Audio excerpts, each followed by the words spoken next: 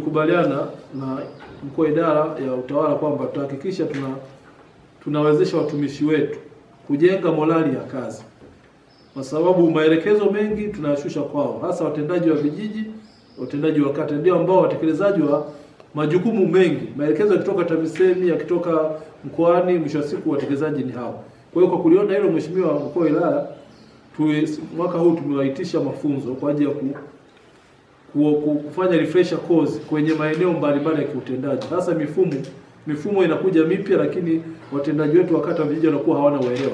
Kwa hiyo tuliita wenzetu wa chuo cha Morogoro, wakaja hapa wakatoa mafunzo kwenye mifumo, lakini pia sheria, kanuni na taratibu za utumishi wa umma, masuala ya usimamizi wa miradi ya maendeleo. Kwa hiyo waliondoka na package ambayo ni nzuri, na tukasema kwamba utaratibu huo hautaishia tu kufanya mara moja. Kadri tutakapokuwa tunakaa kipindi fulani, tunawaita, tunawafundisha, kwa sababu tunaamini wale ndio nyenzo zetu za kufanya kazi. Mkuu wa idara hawezi kuwa kwenye kata zote na vijiji zote kwa wakati mmoja. Wale ndio wasaidizi wetu. Lakini la pili kwenye eneo hilo la kuwezesha ni kuwalipa stahiki zao. Walikuwa na madeni, fedha za uhamisho.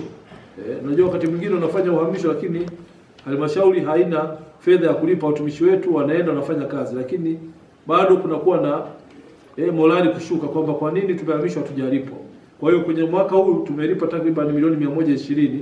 Fedha ambazo tumewalipa ni watendaji wa kata wa vijiji pamoja na idara zingine. Pia watu wa mifugo ambao walikuwa wanadai fedha wamelipa.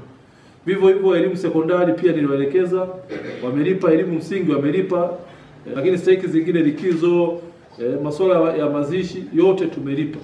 Kwa hiyo hii tunajaribu kujenga kacha ya taasisi kuhakikisha kwamba watumishi kwenye yale mahitaji yote ya msingi au madai yao wanaodai tunawalipa ili waweze kutekeleza kazi kwa ufanisi.